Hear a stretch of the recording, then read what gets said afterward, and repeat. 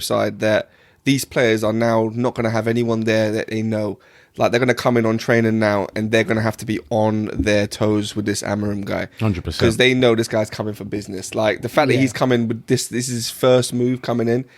Like, listen, I know this is your club legend. He's stepping out. I'm coming in to see what's what. Like, well, when we saw Man United in that EFL game, they were like complete chalk and cheese compared to what they were a game before to the game under Ruven Nistelrooy. Like, it wasn't even the same team. I don't know how one manager can just transform the way a whole team can collaborate like that and then couldn't do it before. It makes no sense, because the players are half responsible for this. You know, you could see they weren't playing for Hagen. They just thought, you know what, well, that's what it shows, isn't it? We'll get by. We'll get by, but we ain't gonna bust a gut for it. You know what I mean? And then when Ruud van Nistelrooy comes, you're like, oh yeah, he's expecting good things. Look what he did. And look what happened. But I think they'll do the same for Namro as well. I agree. I think they'll do the same. I agree. I think he's done a brilliant job. I think he will definitely get a proper job soon. It won't be too long. 100%. Because there's been a few, player managers that have managed to get. I mean, look at Company. Well, exactly.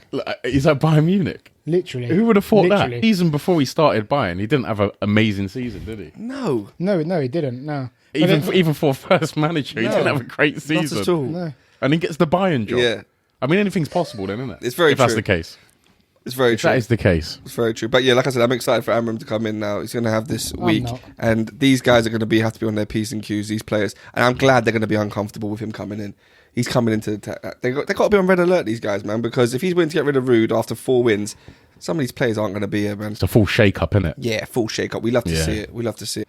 It'd be interesting to see what he does in the January transfer window as well. I don't think he'll do much in January, because I think he'll wait for the summer. But I think he's going to spend the rest of the season kind of assessing what he wants to keep in this team and what he needs to improve on. Because he's going to need a real strong centre-back, some really strong centre-backs. Yeah, I do think on the flip side of getting rid of Ruud as well, it does put a lot of pressure on the manager, because now if things don't go well at the beginning, does it kind of put pressure on AMORIM to say, well, Ruud was doing well. Like, if you've lost, let's say United draw their next 2-3 games and lose one, everyone turns around and says, well, we should have kept Ruud then, shouldn't you? So I respect the fact that he's putting that pressure on himself, So, maybe that's just how he works. Maybe he thrives off the pressure. Yeah. But only time will tell. He's done a brilliant job for Sporting. Yeah. Let's hope he fails at Man United. Yeah. All right, cool. So, speaking of managers, Arne Slot goes top of the league and extends his lead with Liverpool. Is it 5 points now? 5 points ahead of City after City have an absolute calamity against Brighton. 4 losses in a row for Pep. Never seen it before. Is this the end of Manchester City, boy? Listen, I don't know, man. Listen, I'd love to see it, man. I'd love to see Pep just upset, man. Upset on the touchline. It is definitely not the end. No way. Listen, I'm just saying, it's not the same City, man. Can I say, is it Man United's new manager that kicked that run off? I mean, he didn't kick it off, but he got involved in it. Okay, He got involved in it. He gave him that gut punch, that's for sure, man. Was it a 4-0? 4-1. 4-1, yes. Put him in his place, big man. They spanked him, yeah. Sporting Lisbon as well. Not many teams beat Man City, let alone 4-1. Pump and 4-1. Yes. And it's not a Prem team, by the way. It's Sporting Lisbon. Exactly. Sporting Lisbon. I mean, yeah. I will say, as a United fan, for me, you come in, you put that on your chest in United. You say, listen, I got this guy's scalp on my chest early with that little team I had. It's literally like beating a Ferrari or Fiat Punto and then getting into the Ferrari and saying, now what am I going to do? Now what am I going to do, man? Pep knows he's coming to the Prem as well. Listen, he's got to see him. I don't care what cue ball thinks, man. I know that guy's not happy that guy's coming, man. Pep is definitely happy. He's not happy, man. He's definitely happy. A new young manager coming in with a new style of play. Pep's going to get his revenge, man. Yeah, Pep's going to get his revenge. He should get his revenge because United are terrible. He should get his revenge. But Ruben AMORIM is coming in with this on his chest, that's for sure. Yeah. It's a good look. It's a very good look. I mean, I don't think I've celebrated a United performance more than I celebrated that Sporting one, man. Honestly, I felt better about that Sporting one than I felt about any United performance this season. I would not be surprised at all if Liverpool have this Premier League.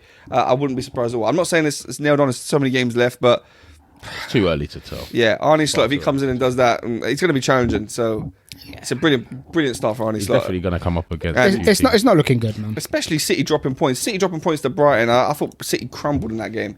Again, like right at the end, I think they were winning 1-0 majority of the game, right? And then 4 points behind where they were last season at this stage. Yeah, but the performances, but the performances, the goals, you know, it's bigger than that.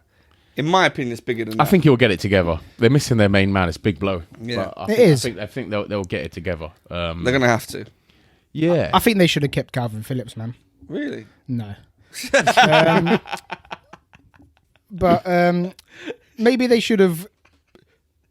Calvin Phillips just turned this off. He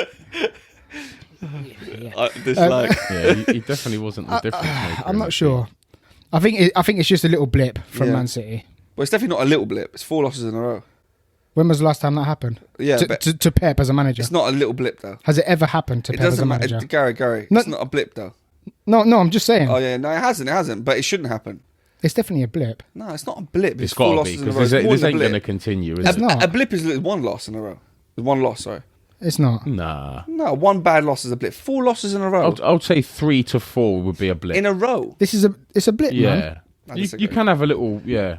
If Man City lose their next game, I'm not sure who it's against. If they lose their next game, then it is bad. I agree. It's more than a blip. I agree. Yeah. Right. They've lost 3 Premier League games. Right. Yeah. Yeah. 4 games in a row though. Yeah, 4 games in a row. Yeah. But they've lost 3 Premier League games. Right. It's a blip. All right. We'll see. I'd love to, long may it continue. Long may the blip fly in and continue. I like Man City, man. Blimp. And I think you guys have, you know, pet ball. Bro.